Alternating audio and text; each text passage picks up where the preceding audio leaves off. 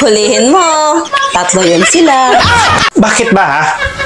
Kung sino pa yung babaeng mahal mo, sa kanya mo pa talagang makikita ang pinakayaw mo sa babae. Nahuli lang kita na may babae ka, nagagalit ka kaagad sa akin? Ako ba nagsalita ng hindi maganda sa'yo? Oo nga. Bakit ba kailanman hindi ka pa nagagalit sa akin?